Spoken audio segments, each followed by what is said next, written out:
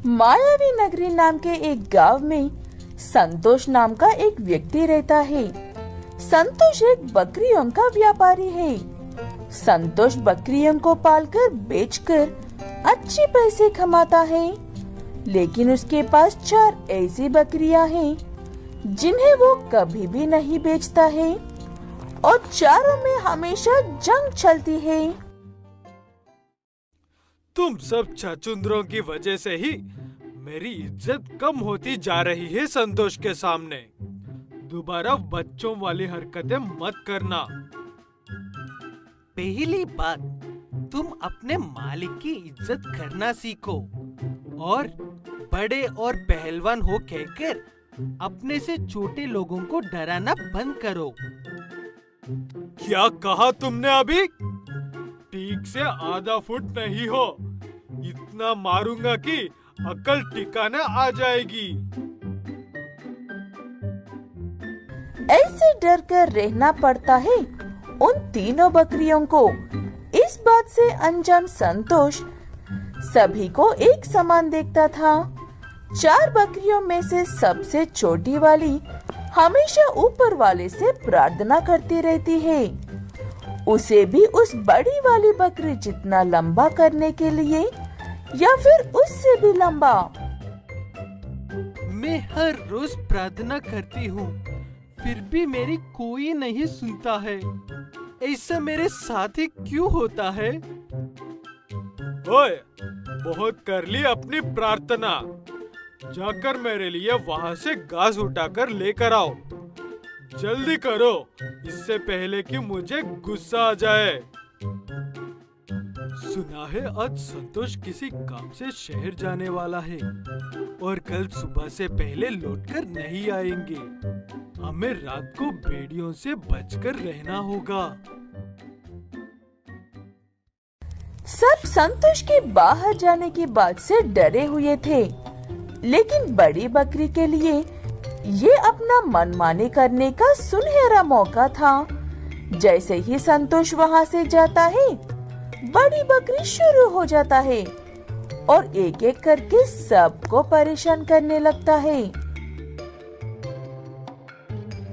दूर खड़ी एक लोमड़ी वो सब देखकर सोचने लगती है कि पहले इस बड़ी बकरी से निपट लिया तो वहाँ पर उसे रोकने वाला कोई नहीं होगा।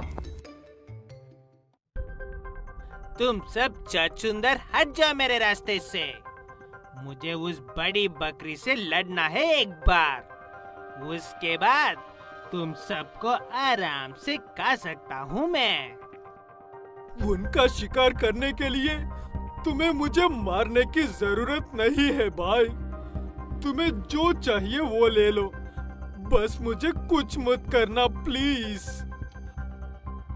उस बड़ी बकरी की हालत देखकर लोमड़ी खूब हंसती है और सबसे छोटी वाली बकरी का शिकार करने के लिए आगे बढ़ती है।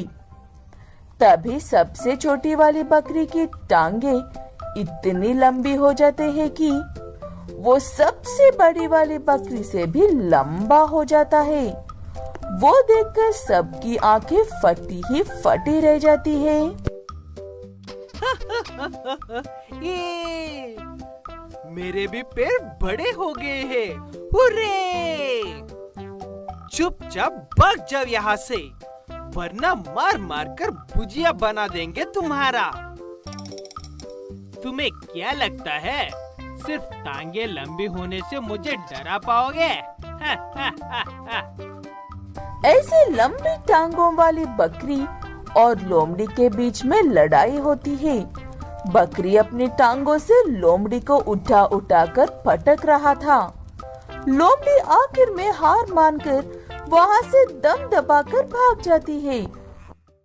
और अब बारी थी उस बड़ी वाली बकरी की, जो हमेशा अपने से छोटे लोगों को परेशान करता रहता है। ऐसी लड़ाई देखने के बाद बड़ी बकरी की तो हालत ही खराब हो जाता है और पहले ही माफी मांगने लग जाता है। मुझे माफ कर दो, मैं फिर कभी भी किसी को परेशान नहीं करूंगा। मैं वादा करता हूँ, मैं तो अब से तुम सबकी सेवा में ही लगा रहूंगा। बताइए आपको क्या चाहिए? मैं अभी जज से जाकर लेकर आता हूँ। ये सब करने की कोई जरूरत नहीं है।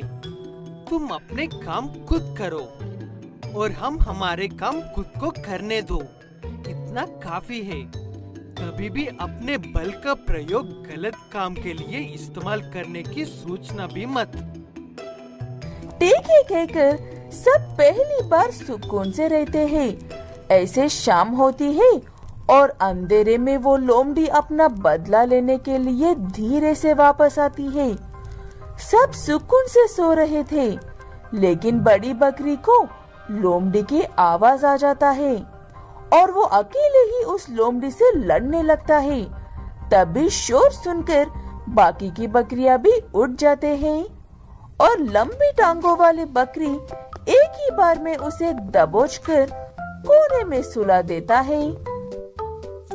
अगले दिन सुबह संतोष वापस लौटकर वो सब देखकर घबरा जाता है। यहाँ पर एक लोमड़ी कैसी आ गई? लगता है मेरी बहादुर बकरियों ने इसे अच्छा सबक सिखाया है। शाबाश! इस वाले की टांगे कुछ ज्यादा ही लंबी लग रही है। संतोष उस लोमड़ी को ले जाकर जंगल में छोड़कर आता है और वो 4 बकरियां अच्छे दोस्त बन जाते हैं। आकाशपुर नाम के एक गांव में चमकी नाम की एक चिड़िया रहती है। चमकी चिड़िया को सोने की बहुत आदत है। वो दिन रात सिर्फ सोती ही रहती है। उसकी इसी आदत की वजह से ही उसकी माँ परेशान रहती है। उठ जा बेटा, दोपहर से शाम ही होने वाली है और तेरी सुबह तक नहीं हुई है अभी। मैं क्या करूं ऐसी औलाद का? एक ही तो है, कुछ कह भी नहीं सकती हूँ। एक ही है कहकर तुमने ही उसका ये हाल किया है। हम तो माँ बाप है कहकर झील रहे हैं, लेकिन क्या उसे उसके ससुराल वो झील पाएंगे? ऐसे सोचकर परेशान होते रहते थे बस चमकी के माँ बाप। जैसे तैसे एक सच्चे परिवार को देखकर चमकी की शादी तो करवा देते हैं। उसके माँ बाप चमकी की सास चमकी को बहुत ज्यादा पसंद करती थी, इसलिए शुरुआत के कुछ दिन उसके लिए बहुत अच्छे से निकल जाते हैं। ओए हवान, क्या कर रहा है तू? सोने दे थोड़ी देर और मेरी बहू को। तू कर अपना काम। आज तुझे कोई काम नहीं है क्या? क्या माँ, आप भी? दोपहर होने वाली है। हमारे लिए नहीं तो कम से कम उसे खुद के लिए तो उठाने को कहो। कब तक बिना खाए सोती रहेगी? क्या बात है? मेरी वजह से सासू माँ पर क्यों भटक रहे हो आप? चलो खा लेते हैं। ऐसे कहते हुए बिना मुंह धोए ही खाने के लिए बैठ जाती है चमकी। सब खा रहे थे और वो वहाँ पर भी सो रही थी। सास को अपनी बहू की फिक्र होती है, इसलिए वो उसे एक बार हॉस्पिटल लेकर जाती है। डॉक्टर को भी आखिर क्या हो रहा है कुछ भी समझ में नहीं आता है और वो कुछ नींद न आने की दवाइयाँ लिख कर देते हैं। इन दवाइयों का भी उस पर कोई असर नहीं होता। फिर सास को एक ख्याल आता है बहू को बिजी रखने का। चमकी बेटा, मेरे लिए एक चाय तो बना कर लेकर आओ। सर में बहुत दर्द हो रहा है। हाँ माँ जी, मैं अभी आपके लिए चाय बना कर लेकर आती हूँ। फिर साथ में बैठकर पिएंगे दोनों। ऐसे कहते हुए चाय बनाने के लिए गई हुई चमकी चाय के बनने तक का इंतजार नहीं कर पाती है और वहीं पर खड़े खड़े सो जाती है। इतनी देर क्यों लग रही है कहकर आकर देखा तो चाय उबलकर नीचे बह रही थी। चमकी बेटा, क्या कर रही हो? सारी चाय तो नीचे बह रही है। उठो उठो बेटा। माफ करना सासू माँ, मेरी आंख लग गई थी। लगता सारी चाय नीचे गिर गई है। मैं अभी साफ कर देती हूँ। चमकी जो भी करती है वो जानबूझकर नहीं करती है और बाद में परेशान भी होती है। सिर्फ इसी एक बात की वजह से उसे कुछ भी नहीं कहती है सासू माँ और हमेशा किसी न किसी तरह से उसकी मदद करने की कोशिश करती रहती है। आज रात सिनेमा देखने जाते हैं। बहुत दिन हो गए हैं घर से बाहर गए हुए। क्या कहते हो बच्चों? मैं नहीं आ रहा हूँ कहने पर भी आपको जाना है तो जाओ। अगर ये मूवी थिएटर में ही सो गई तो उठा कर ले आना नामुमकिन है। लेकिन मुझे सिनेमा देखना है, वो भी सासू माँ के साथ जाकर देखना है। हम जरूर जाएंगे सिनेमा देखने के लिए। ऐसे कहते हुए सब मूवी देखने के लिए जाते हैं और सब मूवी एंजॉय भी कर रहे थे। हवन एक शर्त पर मूवी देखने के लिए आया था। अगर चमकी को नींद आ रही हो तो पहले ही बता देना है। मूवी में बहुत ही अच्छा सीन चल रहा था। तभी चमकी को नींद आने लगती है और वो घर जाने की जिद करने लगती है। मुझे सच में सोना है अब। मैं पिछले आधे घंटे से नहीं सोई हूँ। चलो अब घर जल्दी से। ठीक है कहकर सब ना चाहते हुए भी अच्छी वाली मूवी छोड़कर घर के लिए निकलते हैं।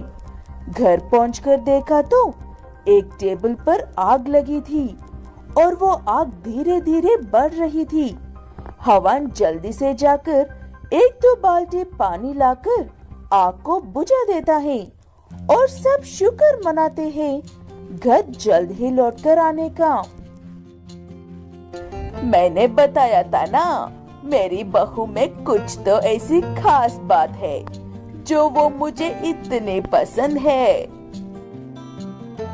चमकी के माँ बाप उससे ये सोचकर मिलने के लिए आते हैं कि अब उनकी बेटी सुधर गई है और वक्त पर उठकर सारे काम करती है। लेकिन वो उसके सास की बात सुनकर फिर से सर पकड़ लेते हैं। मेरी बहू सो रही है, जब उठेगी तब बता दूंगी कि आप लोग आए हो। तब तक हम बातें करते हैं।